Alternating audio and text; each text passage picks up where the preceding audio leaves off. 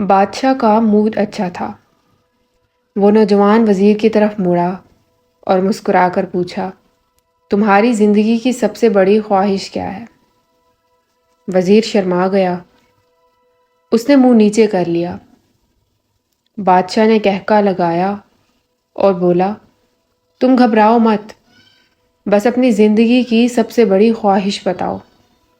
وزیر گھٹنوں پر جھکا اور عاجزی سے بولا، حضور، آپ دنیا کی خوبصورت ترین سلطنت کے مالک ہیں۔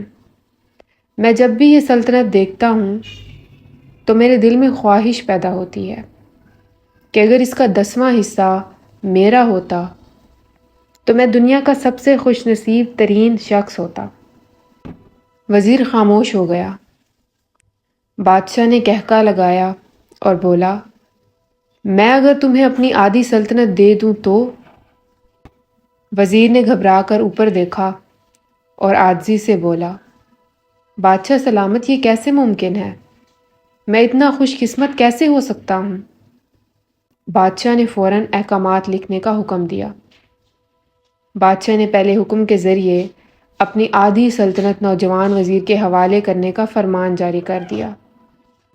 دوسرے حکم میں بادشاہ نے وزیر کا سر قلم کرنے کا آرڈر دے دیا۔ وزیر دونوں احکامات پر حیران رہ گیا۔ بادشاہ نے احکامات پر مہر لگائی اور وزیر کی آنکھوں میں آنکھیں ڈال کر بولا، تمہارے پاس 30 دن ہیں۔ تم نے ان 30 دنوں میں صرف 3 سوالوں کے جواب تلاش کرنا ہے۔ تم کامیاب ہو گئے تو میرا دوسرا حکم منسوخ ہو جائے گا اور تمہیں آدھی سلطنت مل جائے گی، اور اگر تم ناکام ہو گئے تو پہلا حکم خارج سمجھا جائے گا اور دوسرے حکم کے مطابق تمہارا سر اتار دیا جائے گا۔ وزیر کی حیرت پریشانی میں بدل گئی۔ بادشاہ نے اس کے بعد فرمایا، میرے 3 سوال لکھ لو۔ وزیر نے لکھنا شروع کر دیا۔ بادشاہ نے کہا، انسان کی زندگی کی سب سے بڑی سچائی کیا ہے؟ وہ رکا اور بولا، دوسرا سوال، انسان کی زندگی کا سب سے بڑا دھوکہ کیا ہے؟ وہ رکا اور پھر بولا، تیسرا سوال، انسان کی زندگی کی سب سے بڑی کمزوری کیا ہے؟ بادشاہ نے اس کے بعد نکارے پر چوٹ لگوائی اور بآواز بلند فرمایا، تمہارا وقت شروع ہوتا ہے اب۔ وزیر نے دونوں پروانے اٹھائے اور دربار سے دوڑ لگا دی۔ اس نے اس شام ملک بھر کے دانشور، ادیب، مفکر اور ذہین لوگ جمع کیے اور سوال ان کے سامنے رکھ دیے۔ ملک بھر کے دانشور ساری رات بحث کرتے رہے، لیکن وزیر نے دوسرے دن دانشور بڑھا دیے، لیکن نتیجہ وہی نکلا۔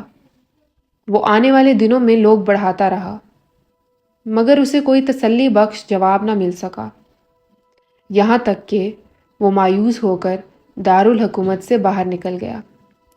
وہ سوال اٹھا کر پورے ملک میں پھرا، مگر اسے کوئی تسلی بخش جواب نہ مل سکا۔ وہ مارا مارا پھرتا رہا، شہر شہر، گاؤں گاؤں کی خاک چھانتا رہا۔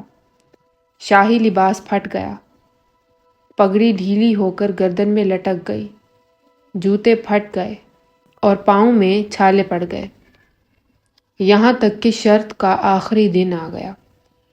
اگلے دن اس نے دربار میں پیش ہونا تھا۔ وزیر کو یقین تھا کہ یہ اس کی زندگی کا آخری دن ہے۔ کل اس کی گردن کاٹ دی جائے گی اور جسم شہر کے مرکزی پل پر لٹکا دیا جائے گا۔ وہ مایوسی کے عالم میں دارالحکومت کی کچی آبادی میں پہنچ گیا۔ آبادی کے سرے پر ایک فقیر کی جھونپڑی تھی۔ وہ گرتا پڑتا اس کٹیا تک پہنچ گیا۔ فقیر سوکھی روٹی پانی میں ڈبو کر کھا رہا تھا، ساتھ ہی دودھ کا پیالہ پڑا تھا اور فقیر کا کتا وہ دودھ پی رہا تھا۔ فقیر نے وزیر کی حالت دیکھی، کہکا لگایا اور بولا، جناب عالی، آپ صحیح جگہ پہنچے ہیں۔ آپ کے 3 سوالوں کے جواب میرے پاس ہیں۔ وزیر نے حیرت سے اس کی طرف دیکھا اور پوچھا، آپ نے کیسے اندازہ لگا لیا میں کون ہوں اور میرا مسئلہ کیا ہے؟ فقیر نے سوکھی روٹی کے ٹکڑے رکھے، مسکرایا، اپنا بوریا اٹھایا اور وزیر سے کہا، یہ دیکھیے، آپ کو بات سمجھ آ جائے گی۔ وزیر نے جھک کر دیکھا، بوریے کے نیچے شاہی خلعت بچھی تھی۔ یہ وہ لباس تھا جو بادشاہ اپنے قریب ترین وزراء کو عنایت کرتا تھا۔ فقیر نے کہا، جناب عالی، میں بھی اس سلطنت کا وزیر ہوتا تھا۔ میں نے بھی ایک بار آپ کی طرح بادشاہ سے شرط لگانے کی غلطی کر لی تھی۔ نتیجہ آپ خود دیکھ لیجئے۔ فقیر نے اس کے بعد سوکھی روٹی کا ٹکڑا اٹھایا اور دوبارہ پانی میں ڈبو کر کھانے لگا۔ وزیر نے دکھی دل سے پوچھا، کیا آپ بھی جواب تلاش نہیں کر سکے تھے؟ فقیر نے کہکا لگایا اور جواب دیا، میرا کیس آپ سے مختلف تھا۔ میں نے جواب ڈھونڈ لیے تھے۔ میں نے بادشاہ کو جواب بتائے، آدھی سلطنت کا پروانہ پھاڑا، بادشاہ کو سلام کیا اور یہاں آ کر بیٹھ گیا۔ میں اور میرا کتا دونوں مطمئن زندگی گزار رہے ہیں۔ وزیر کی حیرت بڑھ گئی، لیکن یہ سابق وزیر کی حماقت کے تجزیے کا وقت نہیں تھا، جواب معلوم کرنے کی گھڑی تھی۔ چنانچہ وزیر اینکر پرسن بننے کے بجائے فریادی بن گیا اور اس نے فقیر سے پوچھا، کیا آپ مجھے سوالوں کے جواب دے سکتے ہیں؟ فقیر نے ہاں میں گردن ہلا کر جواب دیا، میں پہلے 2 سوالوں کا جواب مفت دوں گا، لیکن تیسرے جواب کے لیے تمہیں قیمت ادا کرنی ہوگی۔ وزیر کے پاس شرط ماننے کے سوا کوئی آپشن نہ تھا۔ اس نے فوراً ہاں میں گردن ہلا دی۔ فقیر بولا، دنیا کی سب سے بڑی سچائی موت ہے۔ انسان کوئی بھی ہو، کچھ بھی ہو، وہ اس سچائی سے نہیں بچ سکتا۔ وہ رکا اور بولا، انسان کی زندگی کا سب سے بڑا دھوکہ زندگی ہے۔ ہم میں سے ہر شخص زندگی کو دائمی سمجھ کر اس کے دھوکے میں آ جاتا ہے۔ فقیر کے دونوں جواب ناقابل تردید تھے۔ وزیر سرشار ہو گیا۔ اس نے اب تیسرے جواب کے لیے فقیر سے شرط پوچھی۔ فقیر نے کہکا لگایا، کتے کے سامنے دودھ کا پیالہ اٹھایا، وزیر کے ہاتھ میں دیا اور کہا، میں آپ کو تیسرے سوال کا جواب اس وقت تک نہیں دوں گا جب تک آپ یہ دودھ نہیں پیتے۔ وزیر کے ماتھے پر پسینہ آ گیا۔ اس نے نفرت سے پیالہ زمین پر رکھ دیا۔ وہ کسی قیمت پر کتے کا جھوٹا دودھ نہیں پینا چاہتا تھا۔ فقیر نے کندھے اچکائے اور کہا، تمہارے پاس اب 2 راستے ہیں، تم انکار کر دو اور شاہی جلاد کل تمہارا سر اتار دے، یا پھر تم یہ آدھ پاؤ دودھ پی جاؤ اور تمہاری جان بھی بچ جائے اور تم آدھی سلطنت کے مالک بھی بن جاؤ۔ فیصلہ بہرحال تم نے کرنا ہے۔